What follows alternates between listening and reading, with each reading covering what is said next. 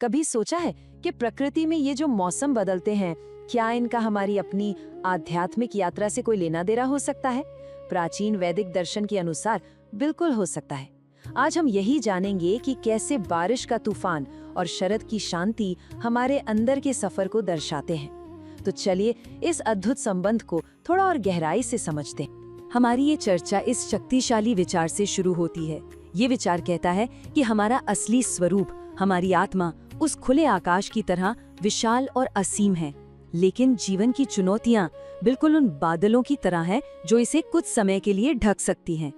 तो मौसमों की इस कहानी का असली मकसद यही समझना है कि हम उन बादलों के पार उस साफ आकाश तक वापस कैसे पहुंच सकते हैं। तो हमारी आज की ये यात्रा इन 6 पड़ावों से होकर गुजरेगी। हम तूफान के स्वागत से शुरू करेंगे, फिर देखेंगे कि बादल हमें क्या सिखाते हैं और प्रकृति की कहानियों को समझेंगे। और इसके बाद हम बढ़ेंगे शरद ऋतु की ओर, जहां साफ आकाश और ज्ञान की फसल हमारा इंतजार कर रही है। तो पहला पड़ाव है स्वागत करता तूफान। सोचिए, भारत की वो झुलसा देने वाली गर्मी के बाद जब मॉनसून की पहली बूंदें गिरती हैं, तो वो किसी वरदान से कम नहीं लगती। ये सिर्फ मौसम का बदलना नहीं है, बल्कि ये एक नई ऊर्जा और जीवन का संचार है जो सूखी हुई धरती में फिर से जान डाल देता है। ये बदलाव और नवीनीकरण के एक नए दौर की शुरुआत है। पर ये मौसम सिर्फ बाहर की प्रकृति के बारे में नहीं है। वैदिक दर्शन हमें दिखाता है कि कैसे आकाश में हो रही ये हलचल हमारे समाज और यहाँ तक कि सरकार के कामकाज का भी आईना बन सकती है। चलिए देखते हैं कैसे। यहाँ एक बहुत ही कमाल की तुलना की गई है।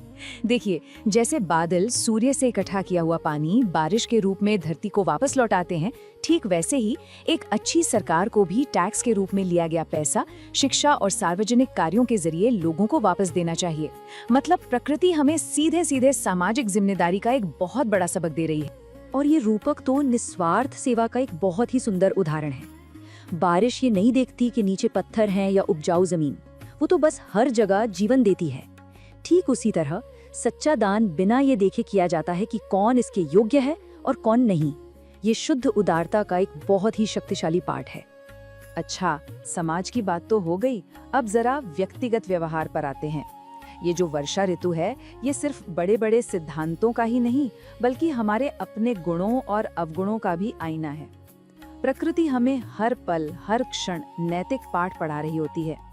अब यहाँ देखिए, बेचैनी का कितना शक्तिशाली चित्रण है।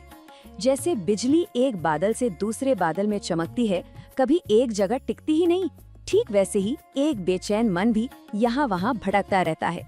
ये रूपक हमें याद दिलाता है कि मन की शांति के लिए स्थिरता कितनी कितनी ज्यादा जरूरी है। इसे सीखने के लिए आवाहन का रूपक कहा गया है, मतलब एक कॉल टू लर्न। बादलों की गरज एक महान शिक्षक की पुकार की तरह है, और मेंढकों का एक साथ टर्राना उन छात्रों की तरह है जो उस पुकार को सुनकर ज्ञान के लिए जाग उठते हैं। ये दिखाता है कि कैसे एक सच्चा गुरु सोए हुए मन को भी जगा सकता है।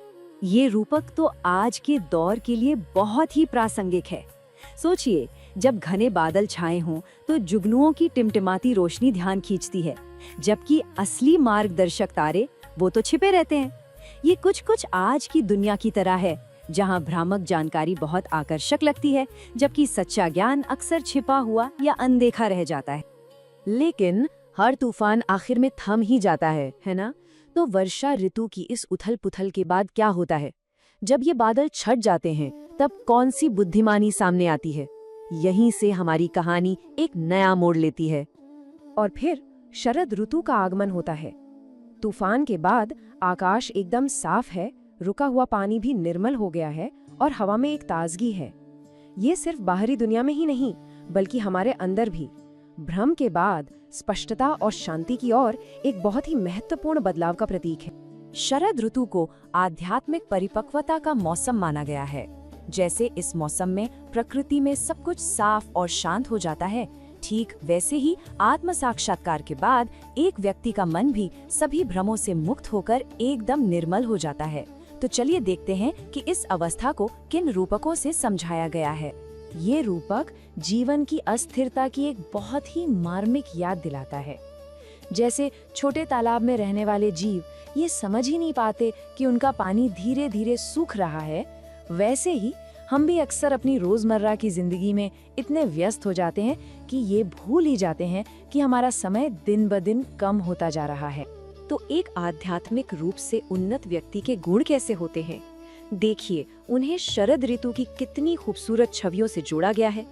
ऐसा व्यक्ति शरद के समुद्र की तरह शांत और स्थिर होता है। वो सफेद पानी रहित बादलों की तरह सभी चिंताओं से मुक्त होता है। उसका हृदय साफ आसमान की तरह निर्मल होता है और उसकी ऊर्जा एक किसान के सुरक्षित खेतों की तरह संरक्षित रहती है। यह शांति और स्थिरता की एक मुकम्मल तस्वीर है। और अब हम अपनी यात्रा के अंतिम पड़ाव पर हैं, ज्ञान की फसल। जैसे किसान शरद ऋतु में अपनी मेहनत का फल काटता है, ठीक वैसे ही आध्यात्मिक मार्ग पर चलने वाले को भी अपने अभ्यास का परिणाम मिलता है। तो सवाल ये है कि ये परिणाम क्या है और इसे हासिल कैसे किया जाता है? यहाँ एक बहुत गहरा विचार छिपा है।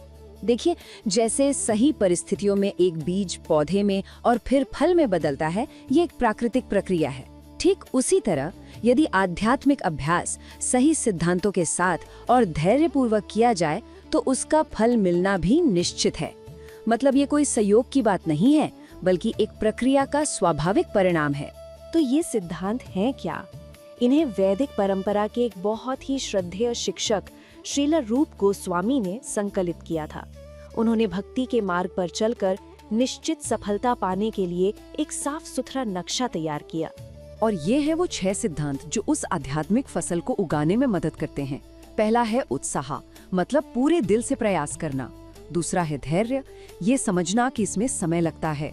तीसरा है दृढ़ विश्वास, यानी अपने मार्ग पर भरोसा रखना। चौथा है नियामक सिद्धांतों का पालन करना, जो हमें अनुशासित रखता है। पांचवा है शुद्धता, यानी मन और शरीर को शुद्ध रखना। और छठा, सबसे महत्वपूर्ण, संगति, यानी ऐसे लोगों के साथ रहना जो हमें प्रेरित करते हैं। और अंत में ये खूबसूरत रूपक सब कुछ समेट लेता है। जैसे शरद ऋतु का साफ आकाश तारों से चमक उठता है, ठीक वैसे ही जब किसी व्यक्ति का मन सभी अशुद्धियों से मुक्त हो जाता है तो उसकी आंतरिक सुंदरता स्वाभाविक रूप से बाहर चमकने लगती है। तो इस पूरी यात्रा के बाद एक सवाल मन में उठता है, अगर प्रकृति हमारी आंतरिक स्थिति का ही आईना है तो कोई भी व्यक्ति अपने जीवन में इस समय कौन सा मौसम जी रहा है? क्या ये उथल-पुथल भरी वर्षा ऋतु है या फिर शांति और स्पष्टता से भरी शरद ऋतु? ये एक विचार है जिस पर हम सभी मनन कर सकते हैं। इस दिव्य कथा को सुनने के लिए आपका हृदय से धन्यवाद। यदि यह कथा आपको भीतर तक छू गई हो तो कृपया चैनल सनत श्रुति को सब्सक्राइब करें, वीडियो को लाइक करें और नीचे कमेंट में अपने विचार अवश्य लिखें। ऐसी ही और सनातन कथाओं के लिए हमारे साथ जुड़े रहें। जय श्री कृष्ण।